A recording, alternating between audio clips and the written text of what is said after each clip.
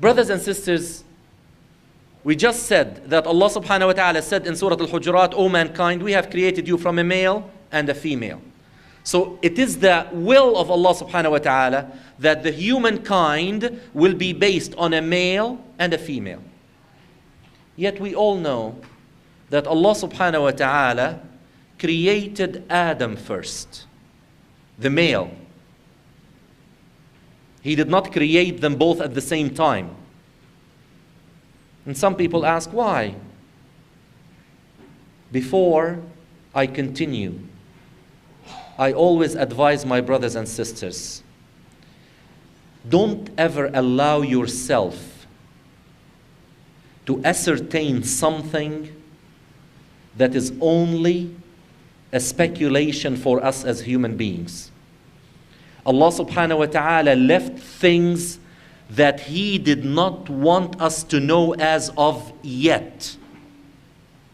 And unfortunately, I cannot go into the details of this because I am talking about something else.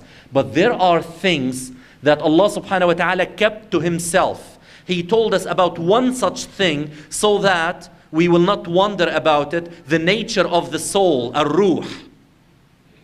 People asked about it and they are still wondering. So He said, O Muhammad, O Prophet Muhammad sallallahu alaihi wasallam, they ask you concerning the ruh, tell them the knowledge of that belongs to Allah subhanahu wa ta'ala. You only possess little bit of knowledge, so don't ask much about it. You should be contented by saying that there are so much that we were allowed to know.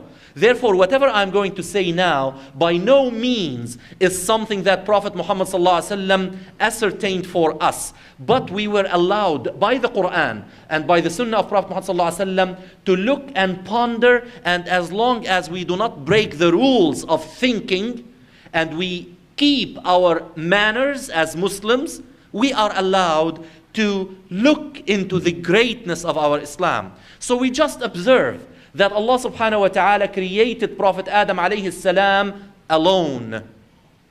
And we say, well, it is the will of Allah subhanahu wa ta'ala that He is going to propagate the humankind from Adam as well as his female spouse. Why didn't He create both of them at the same time? Some people say, well, because males are better than females. No, that is far from being the truth.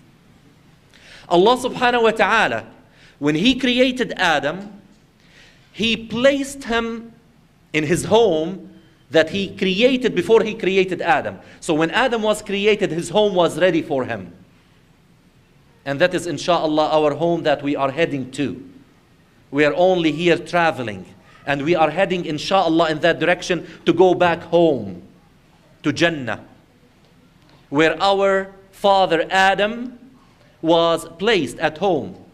Jannah, the most perfect place you can ever think of.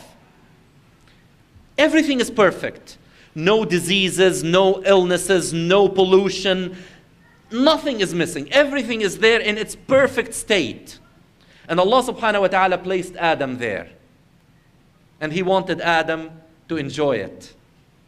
Adam enjoyed so much, but then he felt lonely. He felt that he needed to share that beauty with someone else.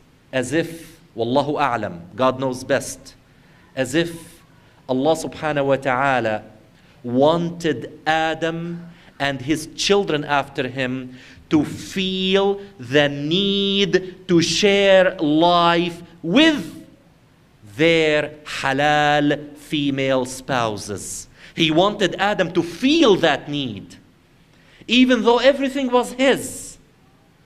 Yet Allah subhanahu wa ta'ala wanted him to experience life alone. And Adam could not continue alone. And then Allah subhanahu wa ta'ala created his companion spouse. By the way, her name is not mentioned in the Quran. The name of Adam is mentioned in the Quran, but what people say as Hawa or Eve was not mentioned in the Quran.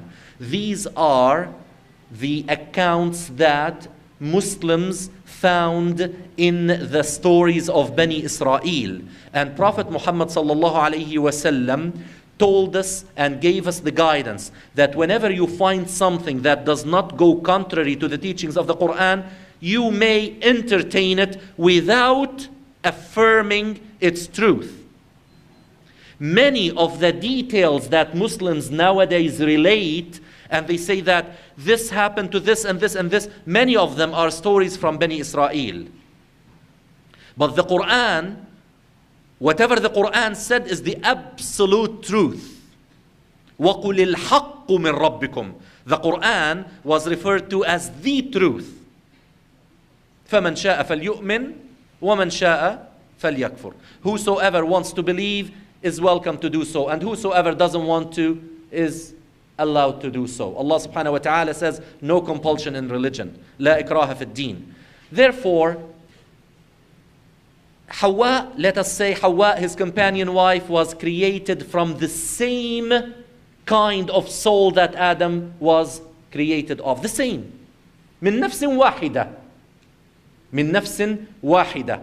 So they were both created, and then Adam was created, he felt the need, Hawa was created, and they lived together, and then Allah subhanahu wa ta'ala willed that their children should not take Jannah for granted, and that they have to earn their way to live at home.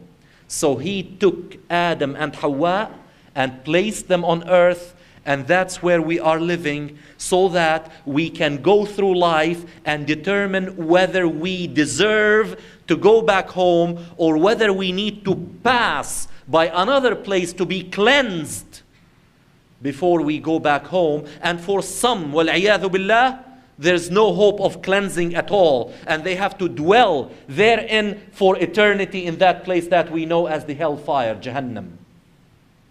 But our intention, inshallah, is to go back home.